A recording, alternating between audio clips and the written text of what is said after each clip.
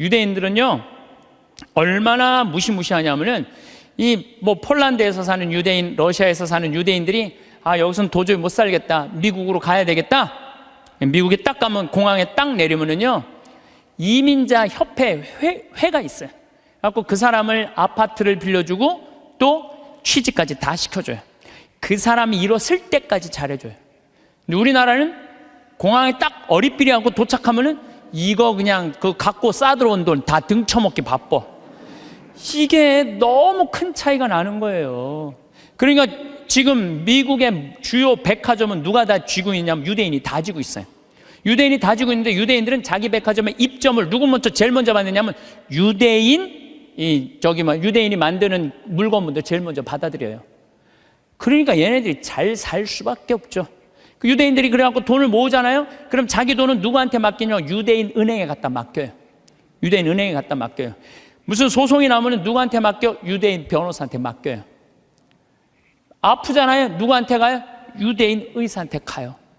그러니까 이 유대인들은요, 철저하게 민족끼리 돕는 거예요.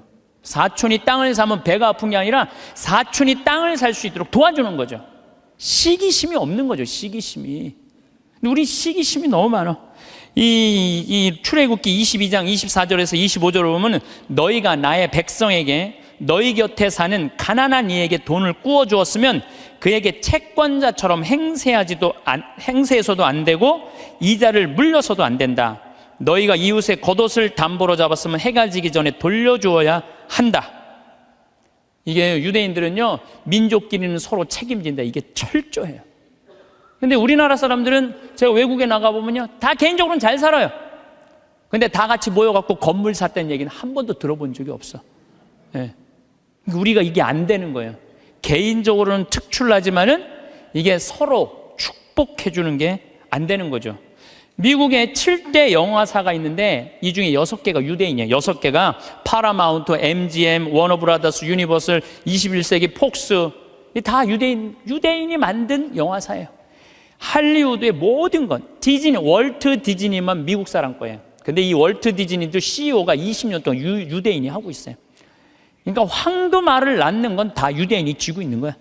그러니까 얘네들이 영화에서 나오는 돈들, 배우도 유대인을 쓰고, 무슨 시나리오 작가도 유대인을 쓰고, 감독도 유대인이고, 영화 배급사도 유대인이고, 그러니까 다 같이 사는 거예요. 자기네들이 돈이 이렇게 생기잖아요. 그럼 이 돈을 또 미국에 있는 유대인들은 어디다 보내냐? 본토에 보내요. 이스라엘, 팔레스타인 이쪽으로 보내는 거예요. 그러니까 서로 협력해서 사는 거죠.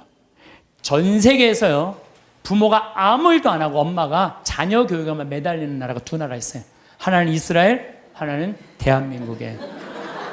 두 나라가 있대요. 근데 이스라엘은 왜 그렇게 아이들이 승승장구하고, 우리나라는 그 미국의 최고 좋은 대학만 가면요, 10%가 졸업을 못 한대요.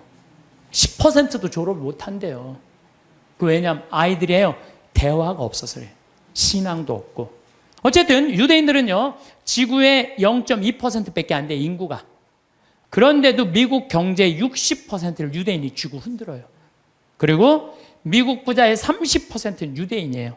하버드 대학이 전교생이 18,000명이에요. 학부생, 대학원생은 더 많지만 학부생이 18,000명인데 그중에 6,000명이 유대인이에요. 6,000명이.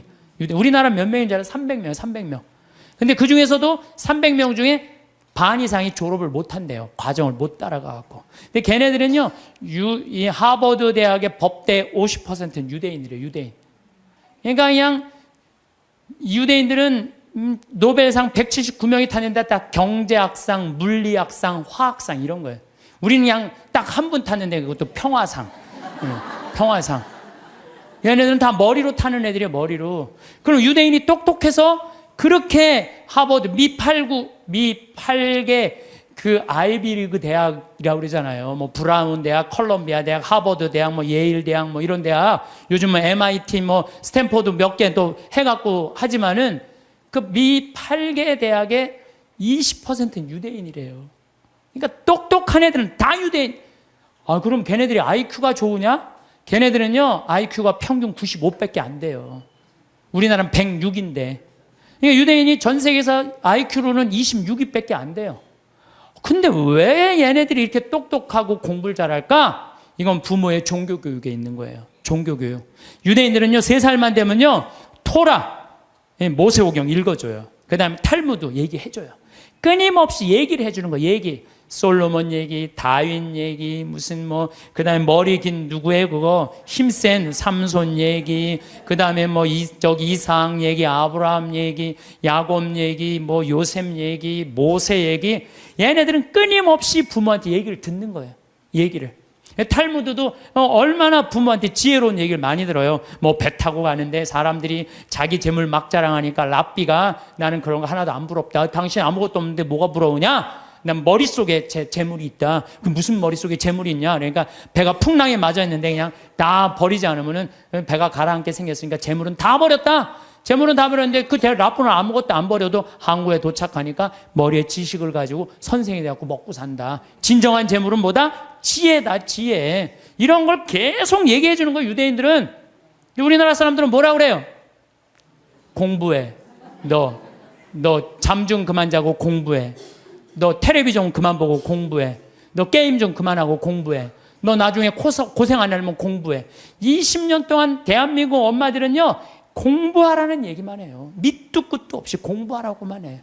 애들이 엄마한테 듣는 건 지혜 얘기 하나도 안 들어. 오로지 공부해. 이 얘기만 듣는 거예요. 개들은요, 10마디 정도 알아듣는다고 그래. 개들은. 내가 키우는 개도 일어나, 기다려, 손, 엎드려, 먹어, 가. 이 정도 알아들어요, 개들. 내가 우리 방에서 키우는 개, 나라고 한 번도 내가 얘하고 대화를 해본 적. 얘는 개니까 말귀를 못 알아듣잖아요. 말귀를 못 말 안 하는 거예요. 근데 여러분들 자녀들한테요, 마치 개한테 하는 엄마들 많아요. 일어나, 밥 먹어, 학교 가, 시험은, 숙제는, 공부해, 고생하기 싫으면 공부해, 나중에 다 알아, 공부해. 20년 동안 공부하라는 얘기만 해요. 그러니까 애들이 제일 지겨운 게 공부하라는 얘기 듣는 거예요. 엄마가 유대인들은요, 왜 2000년 동안 떠돌아 다녀야 되는지, 왜 자기네들 이집트로 끌려가야 되는지, 어떻게 이집트에서 탈출했는지, 40년 동안 왜 광야를 떠돌아 다녔는지 다 얘기해줘요. 역사에 대해서. 애들이 역사를 다 아는 거예요. 근데 우리나라는 왜 남북으로 갈라졌어요? 해방을 했는데 북은 소련이 갖고 가고 남은 미국이 갖고 갔잖아요. 왜? 해방을 우리 자체적으로 못했잖아요. 독립 우리 자체적으로 한 게 아니잖아요. 소련이 진격하고 미국이 갖고 가는 판 나는 거예요. 이 나라를 우리가 지키지 못한 거예요. 하다못해 1868년 이 일본은 천황을 중심으로 해갖고 나라를 통일을 해갖고 항공모함 비행기 만들 동안 우리 뭐 했어요? 사색당파 나눠줘갖고 이를 왕으로 세울 거냐 저를 왕으로 세울 거냐 이러고 싸우다가 나라 뺏긴 거. 치욕의 역사를 갖고 있는 거예요. 그러니까 우리 정신 차려야 된다 이런 얘기 해야 안 해요? 하나도 안 해요. 밑도 끝도 없이 공부해라는 밑도 끝도 없이. 왜 공부해라는 게? 우리가 북이 우리나라 뺏기면 종교도 자유도 다 없어진다. 이 나라는 우리가 지켜야 된다. 이런 얘기 해줘야죠.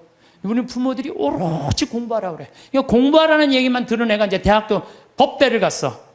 아빠, 나 공부해야 되는데 나 군대 가면 나 공부 못 하잖아. 아빠 지금 좋은 자리에 있으니까 나 군인 좀 빼줘. 그래? 너 공부해야 돼? 그럼 내 자리 빼줄게. 그래갖고 그냥 빼줬어. 자리 손 써갖고. 그래갖고 얘도 잘 나가고 근데 아버지가 너무 잘 나가. 그래갖고 너무 잘 나가고 어느 날 장관 청문회에 딱 앉아 있었는데 국회의원이 당신 아들 왜 군대 안 갔냐 그러니까 왜 군대 안 갔지? 공부하냐고 내가 빼줬는데. 그래갖고 그냥 공부한다고 그냥 아버지 그냥 장관 자리에서 끌어낸 자식들이 얼마나 많아요. 그렇지 않아요? 얘가 역사의식이 있고 부모가 역사의식이 있었으면 내 나라는 네 나라는 누가 지켜야 된다? 네가 지켜야 된다. 그럼 얘가 아버지 나 군대 갔다 올게요. 이 나라 내가 지켜야죠. 내가 앞으로 이 나라의 지도자가 될 건데 내가 지켜. 이 소리 할 거 아니에요. 부모가 그런 얘기 해야 안 해요? 하나도 안 해요. 오로지 공부해라는 얘기만 오로지. 너 하나 잘 되려면 공부해라. 내가 작년에 그 이제 갈릴레아까지 다 갔어요. 그랬더니 네게부 사막 체험을 또 데리고 가더라고요. 근데 거기 가보니까요, 고등학교 3학년 유대인 천재애들이 30명 정도 온 거예요. 근데 얘네들이요, 의대, 공군사관학교, 법대 합격한 애들이에요. 저녁에 모닥불을 피면서 내가 얘기를 했어요. 야, 니네들 우리나라는 남자만 군대를 2년 간다. 근데 니네들은 고등학교 졸업하자마자 저기만 남자 3년, 여자 3년. 얘네들은 고등학교 졸업하자마자 다 군대 가요. 3년씩. 그래서 이스라엘에 가보면요, 군인 애들이요, 거의 청소년 애들이에요. 고등학교 졸업하자마자 가갖고. 그래서 내가 니네들 진짜 군대 가는 거 원하느냐? 볼런티어 하는 거냐? 그랬더니 의대 합격한 애가 눈이 반짝거리면서 뭐래느냐? 우리는 6억 명의 이슬람 속에서 둘러싸여 산다. 근데 우리 600만 명이 살아남으려면 내 나라는 누가 지켜야 된다? 내가 지켜야 된다. 얘네들은 분명한 거예요. 분명한 거예요. 근데 우리나라는요, 그런 역사의식, 민족의식, 주변 상황, 그런 거 이제 하나도 얘기 안 해줘요. 오로지 공부해. 성당 너 공부하려면 성당 내가 6년 동안 너 관면해줄게. 성당도 안 나가고 공부만 하는 거, 역사도 모르고. 이게요, 결코 건강하게 키우는 게 아니에요. 신앙이라는 건요, 아무것도 아닌 것 같아도 신앙이 얼마나 중요한 건데. 그러니까 유대인, 아인슈타인, 에디슨, 프로이드, 스티븐 스티벌거 다 유대인이에요. 근데 얘네들 다 자라면서 한 얘기가 다 부모예요. 유대인들은요, 삶과 신앙을 분리하지 않습니다. 제가 작년에 이스라엘 갔다 왔을 때, 이스라엘에서 초청을 했으니까 보통 성지순례 갈 때는 성지순례 온 사람들끼리만 묶어갖고 호텔로 가잖아요. 근데 이번에는 전부 유대인들 머무르는 호텔을 다 갔어요. 근데 유대인들 머무르는 호텔도 또 완전히 오리지널 종교인들이 모이는 데가 있어요. 그래서 내가 하루는 내려가서 밥을 먹으려는데 잘못 찾아갖고 걔네들 간 데로 간 거예요. 분위기가 이상하더라. 다 머리 이상한 거 쓰고 다른 데 앉아 있었어요. 그런데요, 제가 놀라운 장면을 봤어요. 아버지, 엄마, 아들, 딸들이 있는데 아들이 중학교 2학년쯤 돼보는 아이야.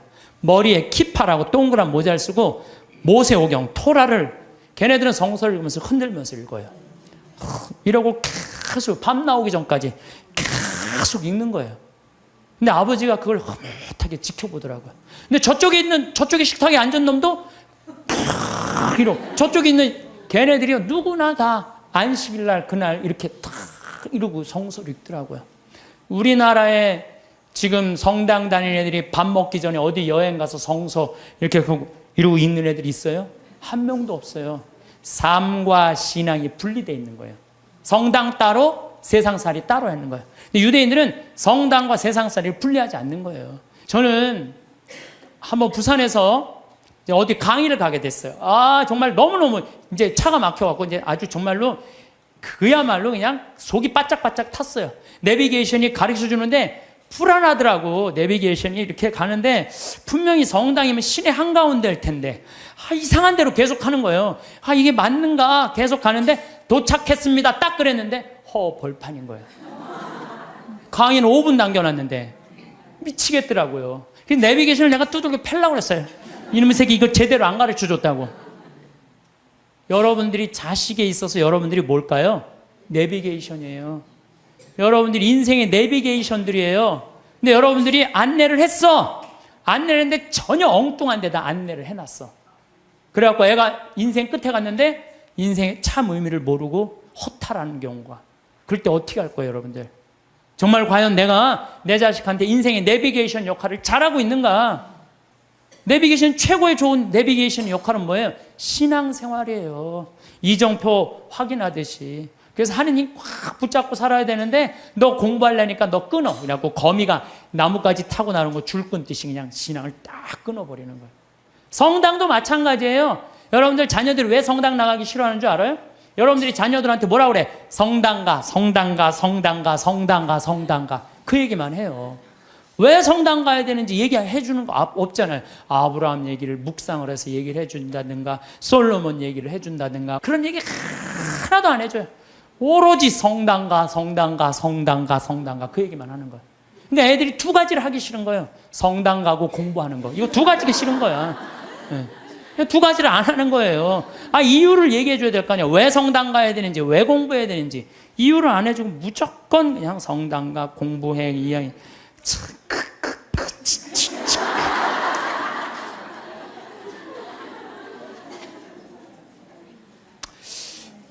우리나라 아이들은요, 공부만 이렇게 한 아이들 이렇게 보면요, 난 참 불쌍해. 우리나라 아이들 왜 불쌍하냐면요, 얘네들이요, 밤 11시 반에 학원에서 끝난대요. 그럼 집에 오면 숙제가 있대요. 새벽 2시까지 숙제한대요. 아침 6시 일어나야 되는데 또 아침에 학교 가서 수업해야 되니까. 그러니까 얘네들이 친구를 사귈 시간이 없는 거야. 중고등학교 때 친구 우정이 평생을 가는 거 아니에요.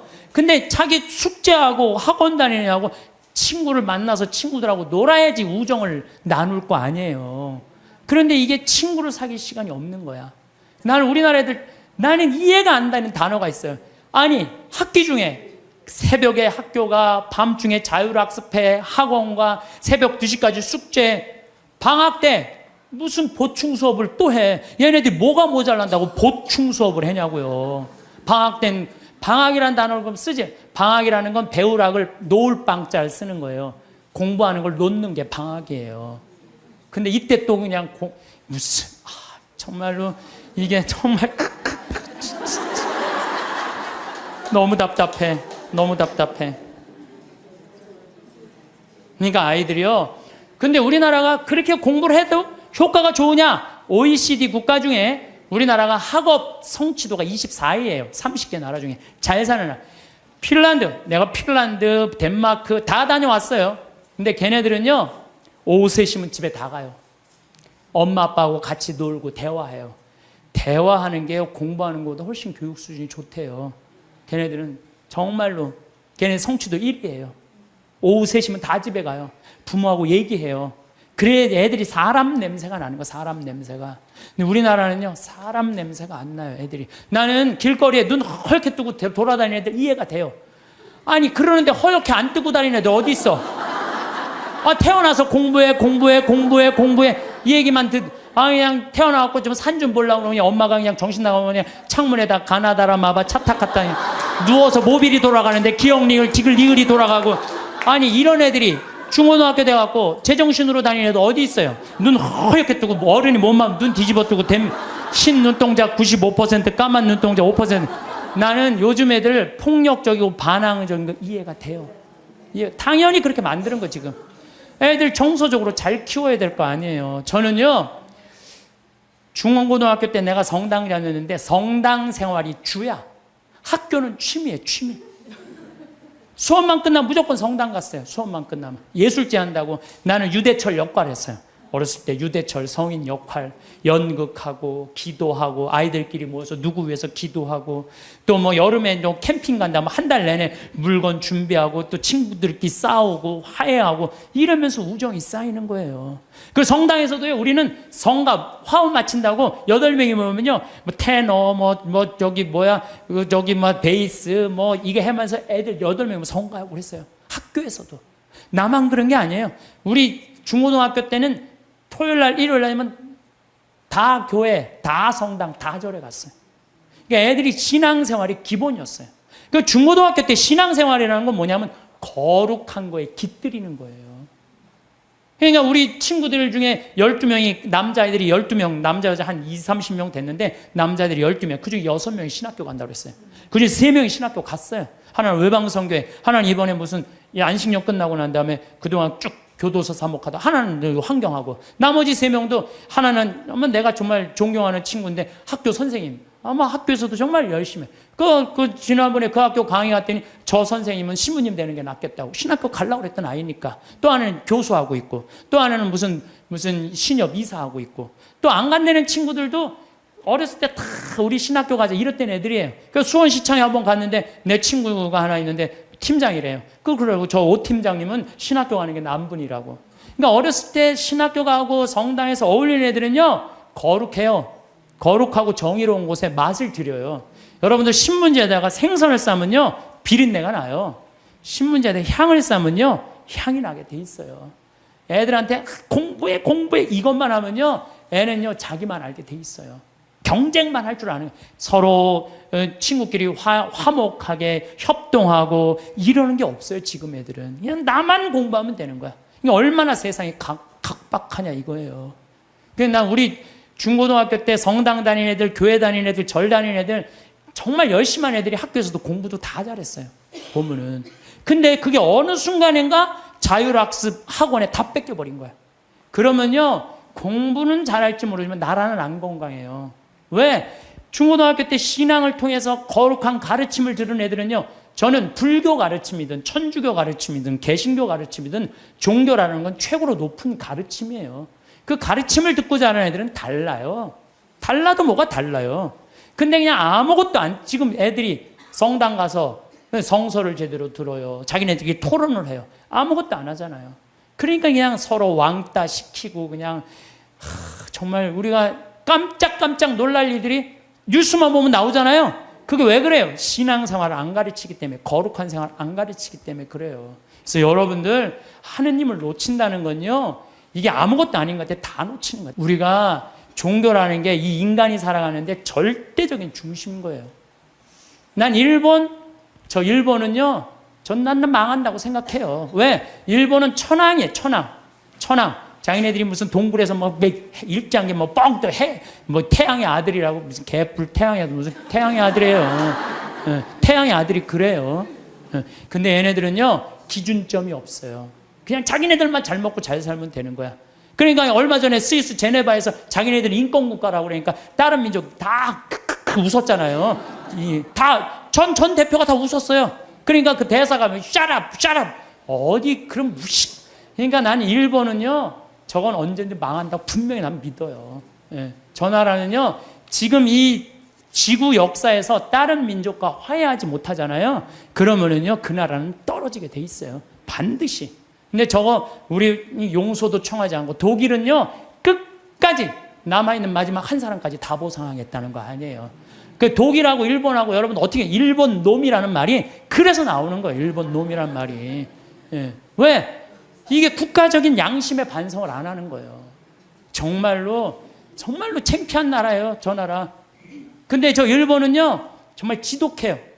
자기네들이 저렇게 하자면 살자면 저 지독한 놈들이야. 근데 난 저런 식으로 앞으로 세계에선 절대 인류 국가 못 되는 나라예요. 저 일본은 하류예요. 아무리 자기네들이 기술이 좋아도 하류예요, 하류.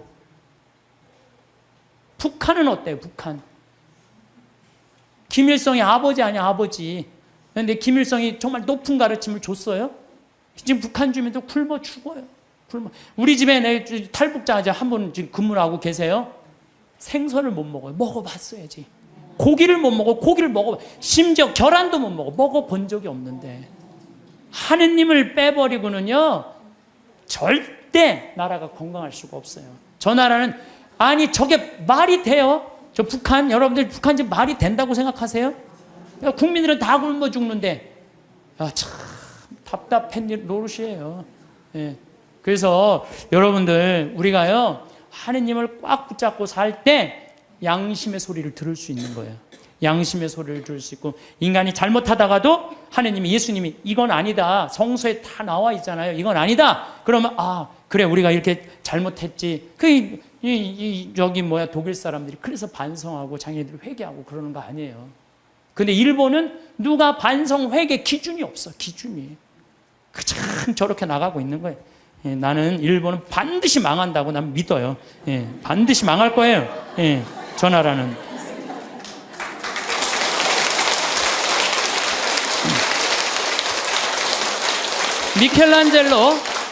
미켈란젤로가 성베드로 성당 돔을 하고 시스티나 성당 천지 창조를 했어요. 근데 교황님이 미켈란젤로를 불러서 너 받고 싶은 돈 액수를 다 대라. 그랬더니 미켈란젤로가 뭐라고 그러냐면은, 교황성하시여, 내가 재능을 하느님으로 받아서 하느님께 다시 돌려드리는데 무슨 보상금이 필요합니까? 나는 이거 하늘나라 들어가는 입장 봉헌하겠다고. 하늘나라 들어가면 입장료로 봉헌하겠다고 그래요. 근데 여러분들, 베드로 성당 돔이 얼마나인 줄 알아요? 신라 호텔이 들어가요. 그 돔 이렇게 보면요. 내가 그래서 또 이번에 베드로 성당 가서 재봤어요. 신라 호텔이 진짜 들어가나? 근데 이 라인에 보니까요, 신라 호텔 들어가고 남을 정도로 크더라고요. 베드로 성당이 얼마나 크냐 하면은 잠실 운동장 2배만한 거예요. 크기가. 이 야구 때리면 140m 끝에 가잖아요. 베드로 성당 이 잎에서 저 끝이 178m예요.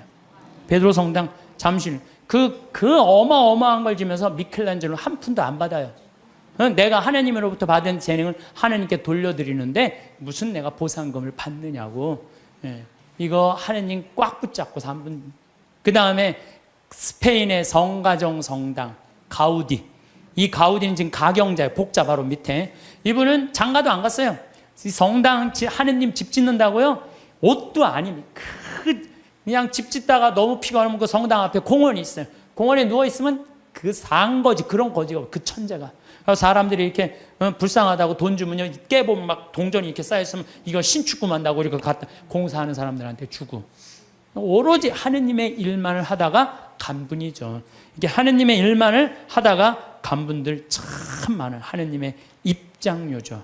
여기 오신, 사실은 여러분들 이 평창까지 오신 여러분들은 내가 보기에는 적어도 가슴에 여권 있는 분들이에요. 여권 있어요, 없어요? 여권 있는 분들이에요.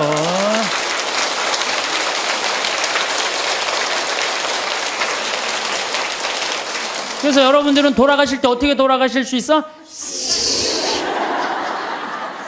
이렇게 웃으면서 돌아가실 수 있어요. 제발. 아니, 이게 농담이 아니고 여러분들 이 생각, 나는 죽을 때 싹 웃으면서 죽을 거야. 마음속으로 생각하세요. 이 세상 원도 한도 없이 열심히 살고 하느님 뜻 따라 살다가 죽을 때 난 이제 무슨 비행기 타고 가는 거야? 여러분들 비행기 다 통과하고 비행기 딱 타면 기분 좋아요, 안 좋아요? 좋죠? 싹 웃을 수 있듯이 우리가 이 세상 살이 열심히 살다가 마지막 날 돌아가실 때 가슴에 여권 있으면 웃으면서 돌아가실 수 있어요. 저는 이번 2013년 3월 마지막 주에 잠비아를 다녀왔어요. 잠비아 무프리나라는 지역을 갔다 왔어요.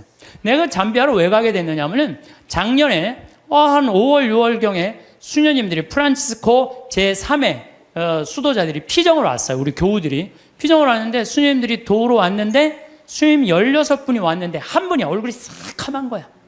그래서 내가 수녀님한테 물어봤어요. 수녀님, 남들은 다 얼굴이 하얀데 수녀님 왜 새카마냐고. 그랬더니 이 수녀님이, 신부님, 저는 잠비아에서 농장을 한다는 거예요. 무프리나 지역에서. 왜 농장을 하냐 그러니까 거기 그냥 다 굶어 죽어갖고 농장을 해서 거기에 있는 젊은 아이들한테 농업을 가르쳐서, 잠비아가요 우리나라보다 7배 커요. 남한보다. 땅이 엄청, 그리고 다 평지. 근데 얘네들이 농사를 질 줄 모르는 거야. 그래서 수녀님이 나는 거기 농사를 가르쳐서 잠비아 사람들이 잘 먹고 살게 해주려고 지금 농장을 운영한다는 거예요. 그래서 내가 눈이 이만해졌어요. 수녀님 무슨 농장을 해요? 그랬더니 몇 평이야? 그랬더니 80만 평이래요. 80만 평. 수녀님, 근데 한국은 왜 들어오셨어요? 17년 동안 거기서 사셨대요. 17년 동안 아프리카에서 사니 새카맹에 암이 걸린 거야, 암이. 그래갖고 치료도 하고, 그 다음에 또 뭐라고 그러더라? 기숙사를 짓는데 돈이 없어갖고 돈 모으러 왔대요. 그래서 마침내 사는 맛 책 팔은 인세가 한 2천만 원 들어왔길래, 수녀님 내가 이거 줄게. 근데 신부님이 우리하고 무슨 상관이 있어서 이 돈을 한 번에 주냐? 밑도 끝도 없이 돈을 왜 주냐? 수녀님 무슨 소리 이렇게 섭섭하게 하느냐고. 수녀님 하느님 일하고 나도 하느님 일하는 사람이야. 근데 수녀님이 아프리카에 가서 나는 생태마을을 꾸미고 싶은 게 내 꿈이야. 근데 수녀님이 이미 생태마을을 아프리카에서 꾸미고 있는데 내 일을 대신해 주는데 이 돈은 돈도 아니다. 가져가라. 그랬더니 신부님 딱 요 돈이 모자랐다는 거예요. 너무너무 감사하다고.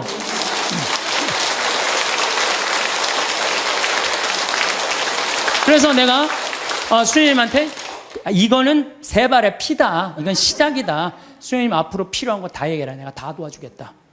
수녀님 도대체 우리한테 왜 이러시는 거냐고. 걱정하지 말아라. 수녀님 내가 원래 아프리카의 생태마을 꾸미고 싶은 게 내 꿈이다. 근데 이미 수녀님이 하고 있으니까 내가 아프리카에 굳이 안 가도 수녀님만 도와줘도 될 것 같다. 그래서 이번에 이제 3월 달에 아프리카를 갔어요. 근데 갔는데 그냥 갈 수 있어요? 의사 선생님들, 치과 선생님 셋, 위생사 선생님 셋, 그 다음에 대학 자원봉사자들, 그 다음에 설계사 선생님 다 해갖고 20명 데리고 갔어요. 가갖고, 농업학교에 기자재, 대학으로 승진하는 데는 기자재가 필요하대. 2천만 원어치. 그랬더니 또, 거기는 에이즈 환자가 16,000명인데 2,000명이 에이즈 환자래. 무프리나 지역에 16,000명의 주민이 사는데 2,000명이 에이즈래. 거기 영양제가 없어갖고 약을 못 넣는데. 그럼 거기 또 500만 원. 또 학교 타타샤라고 학교에 가보니까 학교에 또 타타샤 아주 여러 지역이 있더라고. 병원, 학교, 고아원을 다 운영을 하더라고. 학교에는 학생 하나가 10권을 가지고 공부를 한대. 책 살 돈이 없어갖고. 그래갖고 그 수녀님 내가 책 다 사줄게. 그래갖고 책 다 사주고 오고. 그 고아원에는 또 우유를 못 먹어갖고 말라리아가 걸려도 약을 못 맞는데요. 그 우유값 다 대주고 오고. 그래갖고 한 5천만 원씩 대주고 왔어요. 대주고 왔는데 가보니까 80만 평의 농사를 짓는 게 아니라 2만 평밖에 못 짓더라고, 수녀님이. 그래서 수녀님, 내가 돌아가갖고 2억을 드리면 포크레인, 그 다음에 트랙터를 다 사갖고 오겠더라고요. 내가 가갖고 2억을 모아갖고 내년 7월에 내가 하겠다. 그랬더니 수녀님 눈이 이만해지는 거예요. 수녀님이 나한테, 수녀님 도대체 우리한테 왜 이러느냐고. 나는, 수녀님, 나는 많은 수도자들을 봤지만 이렇게 아프리카에서 16년 동안 나오지도 않고 딱 가면 거기서 사는 거예요, 그냥. 웬만하면 3년 있다 오잖아요. 그 수녀님이 7분이 사는데 7분 그대로, 한 분 말라리아 돌아가신 분 빼고는 그대로 거기서 사는 거예요. 난 수녀님들이 이뻐도 너무 이쁘다. 정말 수녀님들이야말로 꽃이다, 꽃. 교회의 꽃이다. 내가 이 수녀님들을 안 도와주면 나중에 하느님 앞에 가서 나 혼난다. 내가 2억을 모아갖고 오겠다. 그래갖고 거기 병원에 있는 수녀님이 우리 간호사를 공부시키고 싶대. 보내라, 내가 해주겠다. 수녀님이 어떻게 해? 걱정하지 말아라. 우리 계획은 인간이 하지만 완성은 하느님이 해주신다. 나는 믿는다. 근데 여러분들, 내가 깜짝 놀란 게요, 온 지 한 달 반인데 1억 3천을 모았어요. 1억 3천을. 내가 말도 많이 안 했어. 이렇게 강의 때 한 사람 앞에 1,000만 원만 20명만 모으면 된다. 한 사람 앞에 1,000만 원 20명 모으면 된다. 그랬더니 지난번에 명동에 갔는데 2명이 2천만 원을 했더라고. 그래갖고 전화가 왔어. 신부님, 명동 강의 끝나는데 신부님 바쁘신데 내가 1,000만 원을 기증하는데 시간 되시냐고. 나 시간 무지하게 많다. 나 시간 무지하게 많다. 그랬더니 그분이 수표를 1,000만 원을 딱 갖고 왔더라고요. 그래서 내가 통장에 지금 벌써 5천만 원을 받아두고 이제 7천만 원 약속을 했어요. 이제 연락하면 다 넣는다는 거예요. 그래서 내가 우리 형한테도, 형, 아프리카 돈 번 거 뭐 할 거야? 1,000만 원 기증해. 그랬더니 우리 또 형은 또 천사예요. 내가 돈 내려면 다 내요. 1초도 주저하지 않고, 신부님 제가 봉헌하겠습니다. 그래서 우리 어머니도 이번 7월 달에 개를 탄대요. 어머니 1,000만 원 하라고. 죽기 전에 뭐 아프리카에 우물 파주는 게 소원이라며, 내놔 1,000만 원. 그래서 어머니 7월 달에 개 타면 통장에 넣어주기로 했어요. 그렇게 1억 3천을 모았어요. 여기 계신 여러분들도 동참하고 싶은 분들은 나한테 연락하세요. 여러분들, 그러면은요, 내가 20명의 주주를 모으는데 그거는 주식을 받을 수는 없어요. 그렇지만 그건 하늘나라 가는 여권에 도장 하나, 비자 하나 찍어 놓는 거예요. 그러니까 나는 영국이 그동안 몇백 년 동안 뺏어갔어요. 뺏어만 가고 교육 하나 안 시킨 거예요. 나는 영국 사람들 해가 지지 않는 나라라고 하는데 난 절대 그렇게 표현하면 안 돼요. 전 세계 다니면서 도둑질 하느냐고. 해가 질 수가 없는 나라예요. 해 질 시간이 없는 나라지, 해가 짓는 나라. 그래서 중국은 지금 굴이 다 뺏어가요. 근데 저는 어떤 생각을 갖고 있느냐 하면은, 우리나라는 그러면 안 돼요. 우리나라는 이제까지 다른 나라 침략한 적 한 번도 없어요. 우리끼리 여기까지 올라온 거예요. 그럼 우리나라가 세계 최일의 인류 국가가 되려면 어떻게 해? 이제는 우리가 원조 받는 나라에서 원조 해주는 나라가 됐잖아요. 원조를 해줘도 멋있게 해주자는 거예요. 그래서 내가 그 80만 평에 그림까지, 그 지역 주민들 큰 산 집까지 그림을 다 그려놨어요. 그래갖고 와서, 거긴 또 아프리카인데도요 1300mm가 빈님이 오세요. 잠비아는. 그래갖고 물도 많아요. 자본이 없는 거지. 개발만 하면요, 우리가 아프리카 가난하고 굶주리는 나라라고 생각하잖아요. 그렇지 않아요. 아프리카는요, 정말 잘만 꾸며놓으면요, 정말 살기 좋은 나라예요. 원시지구 그대로 보존된 참 좋은 지역에. 그리고 내가 이번에 그 의사 선생님들 모시고 왔는데, 의사 선생님들이 그러는 거예요. 자기는 이렇게 의술을 배워도 보람을 못 느꼈대요. 왜냐하면 의사 선생님들이 스트레스 무지하게 받거든요.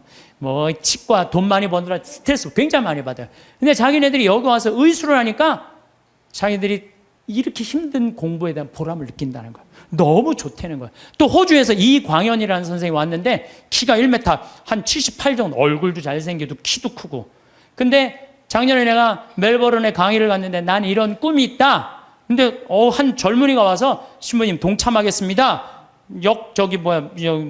그걸 명함을 줬어요. 난 그거 잊어먹었죠. 근데 이 친구가요, 계속 우리 인터넷에서 검색을 한 거야. 그리고 내가 그걸 딱 보고 멜버른에서 한국으로 날라온 거야. 같이 갔어요. 근데 이 아프리카 사람들은 이 이가요, 뿌리가, 우리는 얕은 얘네들 굉장히 깊어요. 이가 이만해. 진짜 거짓말 조금 못해서 이만해. 그러니까 이걸 빼려니까 여선생님들은 그걸 못 빼는 거야. 근데 얘는 그냥 힘이 좋으니까 그걸 다 빼는 거야, 썩은 거를. 이야. 근데 이 친구가 그러는 거예요. 자기가 후배, 의사 선생들한테 자기가 너무 행복했다고 그 한 10일 동안 자기는 정말로 공부한 보람을 느낀다. 그랬더니 3명이 또 지원을 했대. 또 수원에 이제 남자 의사 선생님 또 지원을 했어. 그래서 내가 의사 선생님들 지금 뽑는 게 의사 선생님들, 트랙터 기사, 포크레인 기사, 그 다음에 태양광, 전기 기술자 다 뽑아요. 다 뽑아갖고 내년 7월 달에 싹 모시고 가갖고 싹 해주고 오는 거야. 그래서 싹 꾸며놓으면은 아프리카는요 7월, 8월 달이 제일 좋아요. 7월, 8월이 아주 시원해요. 시원한 게 어느 정도로 시원하냐면은 이런 옷 입고 가면 얼어 죽어요. 진짜로, 진짜로. 우리가 몰라. 그러니까 다녀요, 제발. 여기서 와 하고 깜짝깜짝 놀라지 말고 제발 그 아프리카 내년에 여기서 가실 분들 자원하세요. 내년에 한 달 갈 거든. 7월 15일부터 8월 15일. 그러면은요 돈도 많이 안 들어. 230만 원이면 돼. 비행기 뭐 3번 다 갈아타고 가면 돼요. 26시간 걸려서 가는 거예요. 비행기 타고. 괜찮아요. 저는 작년에 하느님한테 정말 감사드리는 거는 수술하고 난 다음에 비행기 타면 암 환자들은 안 돼요. 암 환자들은 비행기 타면 뭐가 있어갖고 안 좋대요. 그런데도 나는 타고 다녀요, 지금도. 그럼 작년에 싹 진복 8탄 거기서 우리 목사님이 얼마나 열심히 기도해. 그냥 은총 그냥 받아갖고. 근데 난 이번에도 갔다 왔는데 조금 힘들긴 했지만은 그러다 죽으면 얼마나 좋아요. 하느님 일하다가 죽는 건데. 그런 거 두려울 게 아니에요. 아무것도 안 하는 게 무서운 거죠. 하다가 죽는 건 하나도 안 무서운 거예요. 혹시 여러분들 자녀들 가운데 공부하기 싫어갖고 유세 부리는 놈들 있죠? 그런 놈들 공부해 그럴 필요 하나도 없어요. 그냥 나한테 한 달만 맡기세요. 아프리카 한 달만 데려갔다 오면요 얘네들 인간이 변해요. 왜? 걔네들 사는 거 보면요 정말로 그냥 맨바닥에서 산다고 생각해도 돼. 흙바닥에서 사는 거예요. 대한민국 사람들이 뭘 모르는 줄 알아요? 대한민국이 이렇게 잘 먹고 잘 사는 걸 몰라요. 지금 우리나라 너무 잘 먹고 잘 사는 거예요. 그냥 맨날 서울 사람들은 나는 하층민이다. 참 내가 정말 답답한 거예요. 한국처럼 잘 사는 나라가 어디 있어요. 근데 우리가요 대한민국이 뭘 못해. 욕심이 너무 많아요. 온 국민. 아니 2,300억 2,000억 갖고 뭐 하려고 그걸 그렇게 갖고 있어요. 나는요 그래서 인간은 죽어야 된다고 생각해요. 인간은 반드시 죽어야 돼. 그러니까 2,000억 있는데 80살이야 쓰지도 못하고 억울해. 나 이거 그 사람도 2,000억 놓고 죽어요. 그렇죠? 나 한 푼도 없어. 그래도 죽어. 그러니까 죽을 때 진짜 억울한 건 2,000억 있고도 쓰지도 못한 사람은 억울해서 못 죽어요. 그렇지 않아요? 근데 2,000억을 의미 있게 봉헌하고 가는 사람은 죽을 때도 웃으면서 죽을 수 있어. 근데 이거 안 뺏기려고 무슨 벌진 아일랜드에다가 뭐 페이퍼 컴퍼니 만들어 얼마나 추해요. 도둑질한 국가로부터 도둑질한 걸 동생한테 맡겼더니 동생이 안 주네. 또 내놓으라고 그러고 주라고. 여러분들 우리는 하느님으로부터 받은 거니까 하느님께 되돌려줘야 돼요. 미켈란젤로 말처럼 되돌려줘야 돼요. 저는 그래서 아프리카를 이렇게 보면서 우리나라 사람들이요. 여러분들 이제 여기 지금 앞에 예쁘장한 분들 많이 앉아있는데 여러분들 120살까지 안 죽어요. 그럼 몇 년 남았냐면 70년 남아서 70년. 뒤에 계신 우리 오늘은 할머니들이 왔다고 그러는데 할머니들이 내 눈에 하나도 안 보여. 아줌마들만 보여. 아줌마들이. 이것도 걱정해. 70 먹으면 70 먹은처럼 보여야 될 거 아니야. 아줌마처럼 보이는 거 이것도 내가 보기엔 나쁜 거예요. 왜 늙어도 늙은 흉내를 안 내. 다 젊어. 근데 젊은 채로 그냥 집에서 있으면 재미없어요. 이미 독일 사람들, 미국 사람들은요 50, 60 되면요 아프리카에서 2년, 3년 살다가 가요. 봉사활동하고. 그러면서 자기의 삶이 풍요로워지는 거예요. 여러분들 여기 있어서 1년에 2천만 원, 3천만 원 쓰나 아프리카 가갖고 2천만 원 정말로 풍요롭게 쓸 수 있어요. 그래서 하느님을 꽉 잡고 하느님 속에서 살아야 된다는 거예요. 제 얘기는. 하느님 속에서 살아요. 그러니까 대한민국 사람들이 뭘 모르느냐? 이렇게 잘 사는 걸 모르고 일본하고 중국이 그렇게 강대국인 걸 대한민국 사람들이 몰라요. 그것도 걱정이에요. 왜냐하면요, 우리나라는요, 정말로 아슬아슬한 지정학적 위치 속에서 살고 있어요. 그러니까 우리나라 국민들이요, 항상 역사의식을 갖고 있어야 돼요. 자녀들한테 우리가 역사에 어떤 고통을 겪었고 지금도 어떤 상황이 있는지 누구 입에서 나와야 돼? 부모 입에서 나와야 돼요. 그러니까 여러분들이 항상 깨어서 기도하고 깨어서 살아야 된다는 얘기죠. 저는 지금 우리 대한민국 국민들이 돈 버는데 너무 눈이 빨개져 있는 것 같아요. 번 돈을 가지고 얼마나 가치 있고 이 사회에 소외되어 사람들이 없도록 하는 노력이 더 필요한 거. 이제는 우리는 이제 출세 안 해도 돼요. 돈 많이 안 벌어도 돼요. 이제 먹고 살 만큼 다 살아요.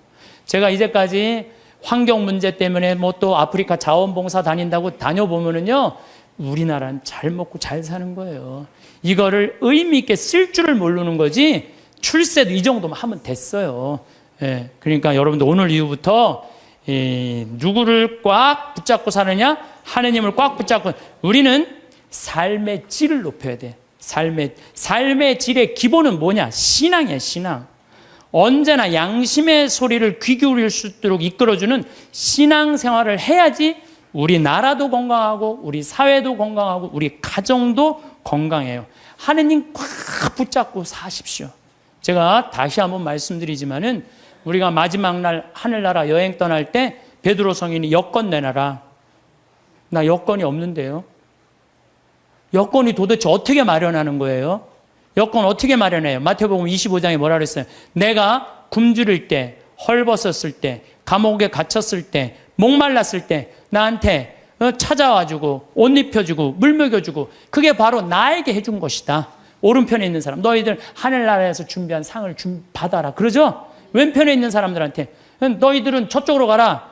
영원히 꺼지지 않는 불 속으로 가라. 우리가 당신 언제 그렇게 천대했다고 그러냐고. 내 이웃 중에 가난하고 굶주리고 감옥에 갇히고 헐벗어 사는 사람 돌보지 않는 게 곧 누구한테 돌보지 않는 거다? 나를 돌보지, 예수님이 나를 돌보지 않은 거다. 하늘나라 여권 준비하는 거 어려운 거 아니에요. 여러분들 어려운 이웃한테, 특히 아프리카, 잠비아, 물론 우리 이제 내년에는 제가 페루도 가고 브라질도 가고 많이 갈 계획을 다 갖고 있어요. 그럴 때 내가 못 가더라도 어떻게? 동참이라도 해라. 동참이라도 해라. 예, 그게 하늘나라 여권 딱. 그래서 딱 비행기 탈 때, 저기 막 수속할 때 베드로 성인이 여권, 그럼 여기 있습니다. 딱 여권 어디 있지? 이거 내가 먹고 사느냐고 바쁘고 여권 준비 못했네요. 그럼 넌 저리 어두운 데로 가라. 땅을 치고 통곡해도 아무 소용 없다는 거예요. 적어도 여기 오신 여러분들은 내가 보기엔 돌아가실 때 어떻게 돌아가실 수 있어? 정말로 여러분들 돌아가실 때 난 이제 누구 만나러 간다? 예수님 만나러 간다. 하느님 만나러 간다. 내 여행은 환상적일 것이다. 그런 마음으로 여러분들 사시면 이 세상에서도 즐겁고 저 세상에도 즐거울 거예요. 그래서 여러분들 돌아가실 때 웃으면서 돌아가시기를 바라겠습니다. 살다 보면 한 번쯤은 들어본 이야기가 있습니다. 유대인은 돈을 잘 번다더라. 유대인은 장사에 능하다더라 하는 말입니다. 이런 이야기를 들을 때마다 문득 궁금해집니다. 정말 그럴까? 그들은 태어날 때부터 특별한 재능을 가지고 있는 걸까? 아니면 우리가 모르는 비밀이 있는 걸까? 사실 답은 의외로 단순합니다. 그들이 특별해서가 아니라 그들이 살아온 방식이 달랐기 때문입니다. 유대인들은 긴 역사 동안 자신들의 땅을 가지지 못했습니다. 이곳저곳을 옮겨다니며 살아야 했고 어느 곳에서도 완전히 뿌리를 내릴 수 없었습니다. 농사를 짓기 위해 땅을 일구고 집을 사서 대대로 물려주는 일은 그들에게 허락되지 않았습니다. 언제 또 떠나야 할지 모르는 삶이었기에 그들은 자연스럽게 가볍게 가지고 다닐 수 있는 것들에 관심을 두게 되었습니다. 금이나 보석처럼 작지만 가치 있는 물건, 그리고 돈과 장사하는 기술 같은 것들이었습니다.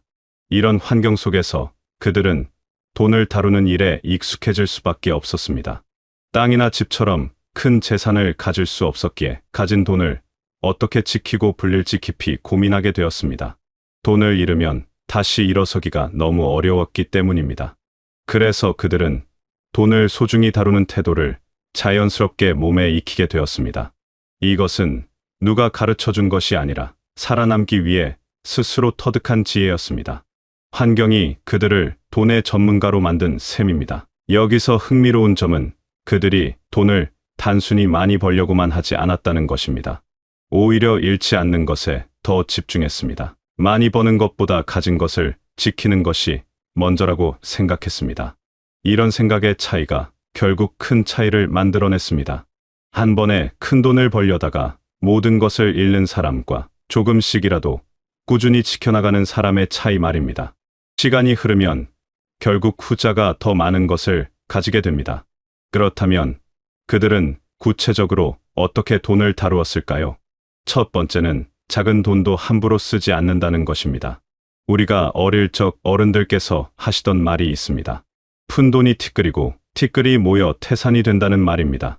유대인들도 정확히 이런 생각을 가지고 살았습니다. 필요 없는 물건은 사지 않았고 쓸 돈과 남겨둘 돈을 미리 나누어 두었습니다. 당장 쓰고 싶은 마음이 들어도 참았습니다. 나중을 위해서였습니다. 이것은 한두 번의 선택이 아니었습니다. 매일, 매 순간 이렇게 살았습니다. 그러니 어느새 손에 쥔 돈이 조금씩 쌓이기 시작했습니다. 남들이 보기엔 너무 인색하게 보일 수도 있었을 것입니다. 하지만 그들은 흔들리지 않았습니다. 왜냐하면 그들은 알고 있었기 때문입니다. 조금씩이라도 쌓이면 언젠가는 큰 힘이 된다는 것을, 작은 돈이라도 지키지 못하면 결국 아무것도 가질 수 없다는 것을 말입니다. 그들이 작은 돈을 아낀 것은 단지 인색해서가 아니었습니다. 그것은 미래를 준비하는 방법이었습니다. 오늘 1,000원을 아끼면 내일 10,000원이 되고 그것이 쌓이면 1,000,000원이 됩니다. 1,000,000원이 쌓이면 1,000,000원이 되고 그것은 위기가 왔을 때 나를 지켜주는 방패가 됩니다. 그들은 이것을 알고 있었습니다. 돈은 많이 벌어서 자랑하기 위한 것이 아니라 어려울 때 나를 지켜주기 위한 것이라는 사실을 말입니다. 두 번째는 위험한 일을 피한다는 것입니다. 그들은 한 번에 대박을 터뜨리려 하지 않았습니다. 대신 천천히 하지만 확실하게 가는 길을 택했습니다. 로또를 사서 일확천금을 노리는 대신 안전한 곳에 돈을 맡기는 것을 선택했습니다. 위험한 투자로 큰 돈을 벌 수도 있지만 그만큼 모든 것을 잃을 수도 있다는 것을 잘 알고 있었기 때문입니다. 우리 세대가 은행 정기예금을 믿고 꾸준히 넣으면 든든하다고 생각했던 것과 비슷합니다. 이자가 많지 않아도 절대 잃지 않는다는 안정감이 있었습니다. 유대인들도 마찬가지였습니다. 느리더라도 절대 망하지 않는 길을 걸었습니다. 조급하게 서두르지 않았고 한 번에 모든 것을 걸지도 않았습니다. 조금씩 착실하게 잃지 않는 것을 최우선으로 삼았습니다. 그래서 시간이 지나면 지날수록 쌓인 것들이 무너지지 않고 단단해졌습니다. 이런 태도는 단순히 소극적인 것이 아니었습니다. 오히려 매우 적극적인 선택이었습니다. 위험을 피한다는 것은 겁이 많아서가 아니라 지혜로워서입니다. 세상에는 달콤한 유혹이 많습니다. 빨리 돈을 벌 수 있다는 이야기, 큰 이익을 얻을 수 있다는 제안들이 끊임없이 들려옵니다. 하지만 그들은 그런 유혹에 쉽게 넘어가지 않았습니다. 대신 차분하게 따져보았습니다. 이것이 정말 안전한가, 잃을 수도 있는가, 잃었을 때 감당할 수 있는가를 말입니다. 그리고 조금이라도 의심스러우면 손을 대지 않았습니다. 이런 신중함이 그들을 지켜주었습니다. 남들이 욕심을 부리다가 모든 것을 잃을 때 그들은 여전히 자신의 자리를 지키고 있었습니다. 느리지만 확실한 길을 걸었기에 결국에는 더 멀리 갈 수 있었습니다. 세 번째는 배운 것을 바로 실천한다는 것입니다. 유대인들은 공부를 중요하게 여깁니다. 하지만 그들은 배운 것을 머릿속에만 담아두지 않았습니다. 배운 즉시 생활에 적용했습니다. 예를 들어 경제에 관한 이야기를 들으면 바로 자신의 돈 관리에 활용했고 장사 방법을 배우면 다음 날부터 실천에 옮겼습니다. 지식을 쌓는 것도 중요하지만 그보다 더 중요한 것은 그것을 삶 속에서 써먹는 것이라고 생각했습니다. 그래서 그들은 시간이 갈수록 실력이 쌓였습니다. 한 번 배운 것은 몸에 익혀서 자연스럽게 행동으로 나왔습니다. 실수를 통해 배우고 성공을 통해 확신을 얻었습니다. 이런 과정이 반복되면서 그들의 경제적 감각은 날카로워졌고 돈을 다루는 솜씨는 더욱 정교해졌습니다. 배움과 실천이 하나로 이어지면서 그들의 재산도 함께 자라났습니다. 여기서 중요한 것은 배움이 어떤 형태였든 상관없다는 점입니다. 거창한 공부가 아니어도 됩니다. 누군가의 이야기를 듣고 좋은 점을 발견하면 그것을 실천하는 것, 실패를 경험하고 다음엔 다르게 해보는 것, 작은 성공을 통해 방법을 익히는 것. 이 모든 것이 배움입니다. 유대인들은 이런 일상적인 배움을 놓치지 않았고 그것을 즉시 자신의 것으로 만들었습니다. 그렇다면 우리는 이 이야기에서 무엇을 얻을 수 있을까요? 유대인처럼 살자는 이야기가 아닙니다. 그들의 역사나 문화를 따라할 필요도 없습니다. 다만 그들이 돈을 대하는 태도, 그 안에 담긴 원리만큼은 충분히 참고할 만합니다. 그것은 아주 단순합니다. 작은 돈도 함부로 쓰지 않는 것, 위험한 일은 피하는 것, 그리고 배운 것은 바로 실천하는 것입니다. 이 원리들은 특별한 능력이 필요한 것도, 많은 재산이 있어야만 할 수 있는 것도 아닙니다. 누구나 오늘부터 시작할 수 있습니다. 쓸데없는 물건 하나를 덜 사는 것부터 시작할 수 있습니다. 위험해 보이는 제안에 쉽게 흔들리지 않는 것부터 시작할 수 있습니다. 좋은 이야기를 들었을 때 그냥 흘려보내지 않고 내 삶에 적용해보는 것부터 시작할 수 있습니다. 중요한 것은 화려한 시작이 아니라 꾸준한 실천입니다. 유대인들이 부자가 된 것도 하루아침에 일어난 일이 아니었습니다. 매일매일 작은 선택들이 쌓이고 쌓여서 큰 결과를 만들어낸 것입니다. 하루는 별것 아닌 것처럼 보여도 한 달이 모이고 1년이 모이면 달라집니다. 그리고 그것이 계속 이어지면 삶 전체가 달라집니다. 우리는 종종 거창한 변화만 생각합니다. 큰 돈을 벌어야 한다. 대단한 일을 해내야 한다고 생각합니다. 하지만 진짜 변화는 작은 습관에서 시작됩니다. 오늘 하나를 바꾸면 내일도 바뀝니다. 그것이 모여 한 달이 되고 한 달이 모여 1년이 됩니다. 유대인들이 우리에게 보여준 것도 바로 이것입니다.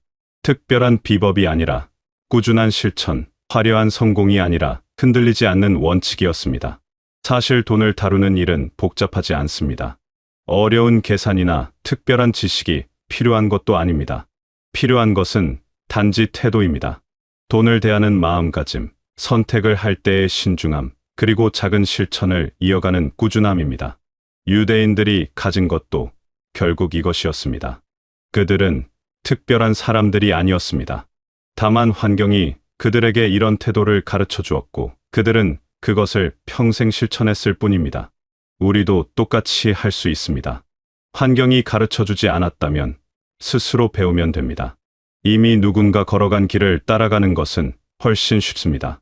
유대인들은 수천 년에 걸쳐 이 길을 만들었지만 우리는 그들의 경험을 통해 훨씬 빠르게 배울 수 있습니다. 그들이 겪었던 시행착오를 피할 수 있고 그들이 발견한 지혜를 바로 적용할 수 있습니다. 여러분도 지금 이 순간부터 시작할 수 있습니다. 늦었다고 생각할 필요가 없습니다. 지금이 바로 가장 빠른 시작입니다. 작은 돈을 아끼는 습관, 위험을 피하는 신중함, 배운 것을 실천하는 용기, 이 세 가지만 기억하고 하나씩 실천해 보십시오. 한 번에 모든 것을 바꾸려 하지 마십시오. 오늘 하나만 바꿔 보십시오. 그리고 내일도 그 하나를 지켜보십시오. 시간이 흐르면 여러분은 깨닫게 될 것입니다. 작은 실천이 얼마나 큰 힘을 가지고 있는지, 꾸준함이 얼마나 놀라운 결과를 만들어내는지 말입니다. 유대인들이 특별한 사람들이 아니었던 것처럼 여러분도 특별한 사람이 될 필요가 없습니다. 다만 오늘 하나를 실천하는 사람이면 충분합니다. 그것이 쌓이고 쌓여 언젠가는 여러분의 삶을 든든하게 받쳐주는 기둥이 될 것입니다. 돈은 삶의 전부가 아니지만 삶을 편안하게 만들어주는 도구입니다. 그 도구를 잘 다루는 것은 우리 모두가 배워야 할 지혜입니다. 유대인들은 환경이 만들어준 특별한 경험을 통해 그 지혜를 터득했습니다. 하지만 여러분은 그들의 이야기를 통해 더 쉽게 그 지혜에 다가갈 수 있습니다. 이미 누군가 걸어간 길을 따라가는 것은 훨씬 수월합니다. 여러분의 하루하루가 조금씩 더 든든해지고 마음이 조금씩 더 평안해지기를 바랍니다. 작은 실천이 큰 변화를 만들어내고 그 변화가 여러분의 삶을 더욱 풍요롭게 채워주기를 바랍니다. 오늘부터 시작하는 작은 한 걸음이 여러분의 내일을 바꾸는 힘이 되시길 바라겠습니다.